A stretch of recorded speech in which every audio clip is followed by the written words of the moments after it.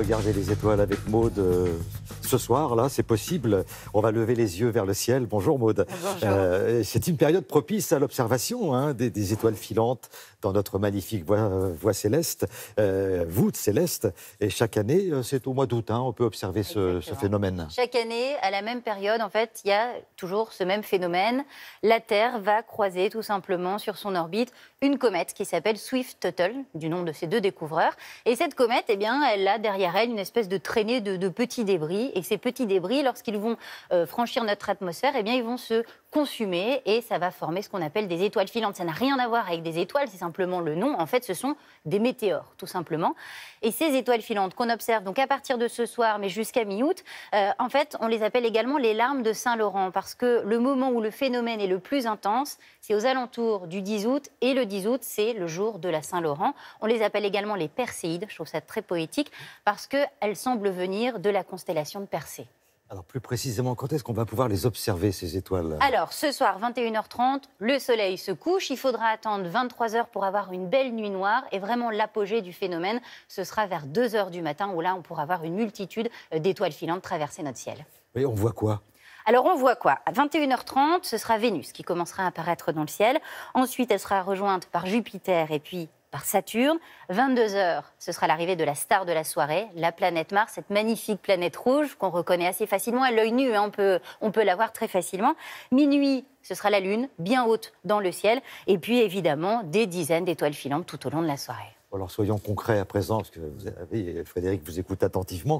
Comment on fait pour observer? Alors on s'installe dans son transat, dans son jardin, sur la terrasse? Exactement. Alors la seule condition, c'est qu'il n'y ait pas de nuages, sinon c'est un petit peu embêtant pour observer le ciel.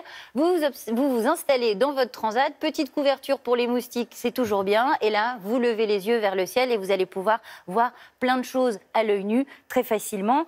Si vous avez une paire de jumelles dans un tiroir, c'est vraiment l'occasion de la ressortir parce que vous pourrez voir quelques détails. Si vous avez une lunette de 80 mm, là, c'est encore mieux. Vous pourrez voir, par exemple, une petite tache claire sur Mars qu'on appelle le bassin d'Hélas, absolument magnifique. Et puis, vous pourrez voir aussi les anneaux de Saturne qui sont inclinés en ce moment et qu'on peut voir très facilement. Et puis, si vous avez un télescope, là, évidemment, c'est le grand luxe. Vous pourrez vraiment observer les planètes dans leurs détails.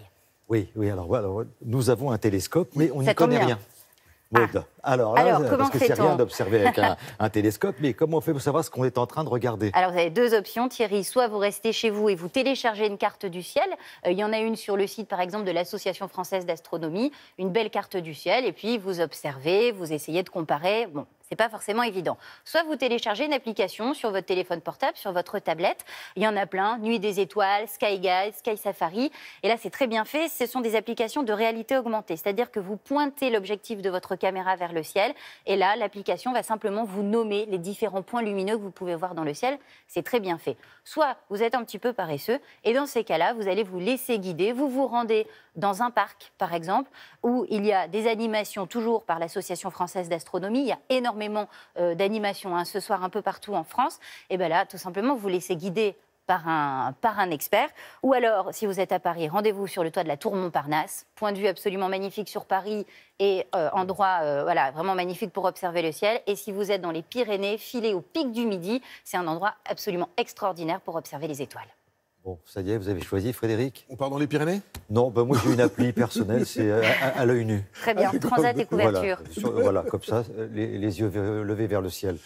Voilà, je crois que je vais très bien me débrouiller. Bien ça, oui. Merci infiniment Merci. pour ces 2 semaines passées ensemble, Maude.